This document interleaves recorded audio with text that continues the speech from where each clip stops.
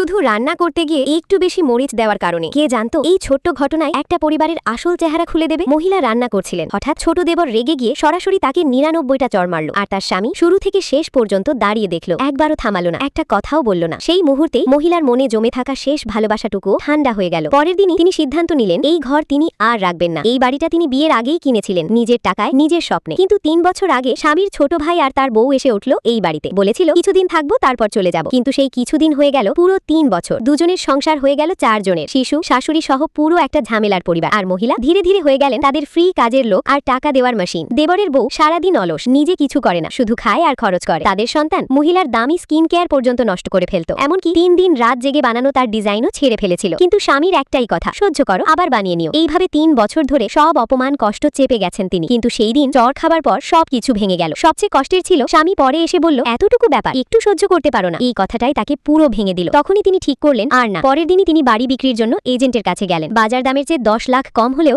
তিনি বাড়ি বিক্রি করবেন, কারণ তিনি চান এই স্বামীর পরিবার রাস্তায় নেমে যাক। সব কাজ শেষ করে তিনি নিজের বিয়ের আংটিটাও খুলে ফেলে দিলেন, অতীতকে চিরতরে বিদায় জানালেন। কিছুক্ষণ পর স্বামী ফোন করল, কিন্তু তিনি ফোন কেটে দিলেন। আর এক মুহূর্ত দেরি না করে তাকে ব্ল্যাকলিস্টে ফেলে দিলেন। শেষ কথা, যেখানে সম্মান নেই সেখানে সম্পর্কও থাকে না।